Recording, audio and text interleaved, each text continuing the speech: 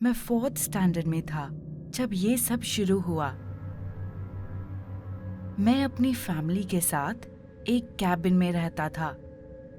मेरी फैमिली में मेरे मम्मा पापा और मेरी एक जुड़वा बहन थी। हमारी कैबिन और उसके आसपास के घर घने जंगल से घिरे हुए थे। वैसे तो मैं अपने कमरे से ज्यादा बाहर नहीं निकलता था, पर मुझे वो जगह काफी पसंद थी। सिटी से बिल्कुल दूर, जंगल के बीच, एक सुकून की जगह। हमारी फैमिली काफी खुश थी। मेरी मम्मा काफी स्ट्रिक्ट थी। एक दिन जब मैं सोकर उठा तो मैंने देखा कि घर में कोई नहीं है। मॉम, डैड और मेरी छोटी बहन, घर में कोई भी नहीं था। मैंने पूरे घर में यहाँ वहाँ उन्हें आवाज लगाई, पर वो मुझे कहीं नहीं मिले। मैंने सोचा कि शायद वो दोनों घर का सामान लाने सिटी गए होंगे। ये सोच में मैं अपने रूम में जा ही रहा था कि तभी मुझे विंडो के बाहर से एक आवाज सुनाई दी।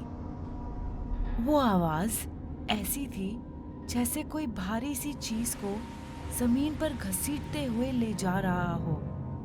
मैंने खिड़की के बाहर चुपके से देखा तो वो देख मेरी रूह कांप गई। बाहर शाम के अंधेरे में मेरे डैड किसी बॉडी को ब्लैंकेट में रैप करके घसीटते हुए ले जा रहे थे। वो बॉडी किसी और की नहीं, मेरी मॉम की ही बॉडी थी। वो उन्हें घसीटते हुए घर के पीछे ले गए और झाड़ियों में खड्डा खोदने लगे। कुछ देर बाद वो रुककर मेरी मॉम की बॉडी को देखने लगे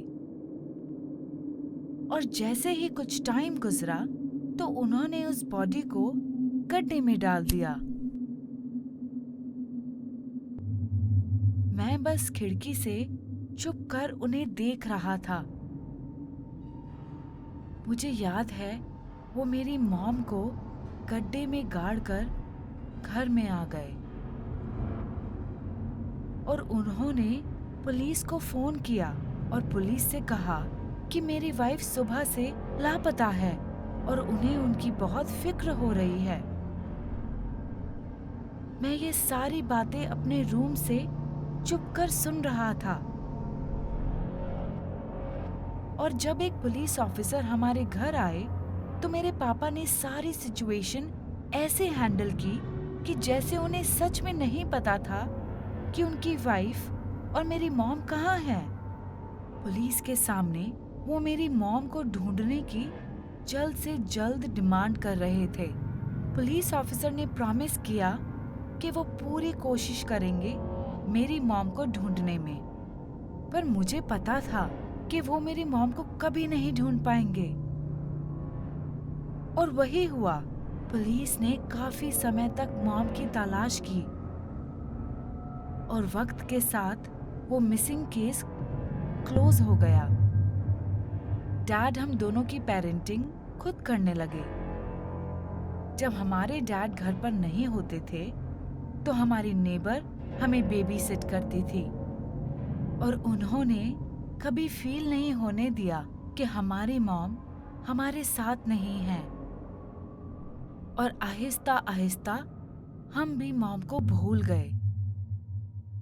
पर उस रात मुझे एक जानी पहचानी आवाज सुनाई दी जो मेरे विंडो के बाहर से आ रही थी और वो आवाज वैसी ही थी जैसे कोई भारी चीज घसीटते हुए ले जा रहा हो। मैंने जैसे ही विंडो के बाहर देखा कि मेरे डैड एक बॉडी को दोबारा ब्लैंकेट में रैप करके घसीटते हुए घर के पीछे ले जा रहे हैं। इस बार वो लाश हमारे नेबर की थी। मॉम की तरह ही उन्होंने एक गहरा गड्ढा खोदा और उन्हें वहीं दफन कर दिया। और उन्होंने अचानक से मेरी तरफ देखा और उस आई कांटेक्ट में भी कहीं अंडरस्टैंडिंग थी, जो कह रही थी कि इस सिचुएशन के बारे में किसी से कुछ ना कहूं।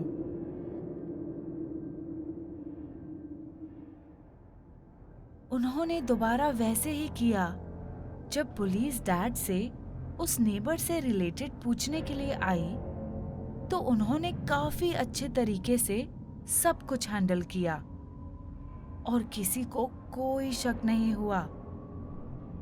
और अगेन, जैसे पुलिस को मेरी मॉम नहीं मिली थी, पुलिस को हमारी नेबर के बारे में कुछ नहीं पता चला। लाइफ दोबारा से नॉर्मल हो गई और सब कुछ नॉर्मल चलने लगा। पर अब हम भाई बहन को अकेला घर में रहना पड़ता था जब डैड बाहर जाया करते थे। एक दिन मेरी बहन ने मुझे अपने टॉय से नहीं खेलने दिया, जिस वजह से मैं उससे नाराज होकर अपने रूम में जाकर सो गया। रात को मैं पानी पीने के लिए उठा तो मैंने देखा कि मेरे डैड मेरी बहन की बॉडी उठाकर जंगल की तरफ जा रहे थे। उन्होंने बहन की बॉडी को जमीन पर रखा और उन्होंने मेरी तरफ देखा और मुझसे कहा कि मैं ऐसा और नहीं कर सकता। इस बार जब पुलिस आएगी, मैं उन्हें सब सच बता दूंगा।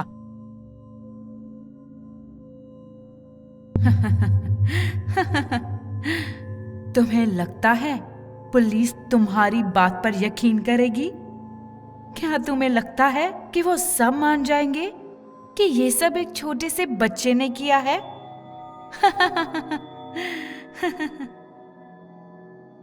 चलो, अब गड्ढा खोदना शुरू करो।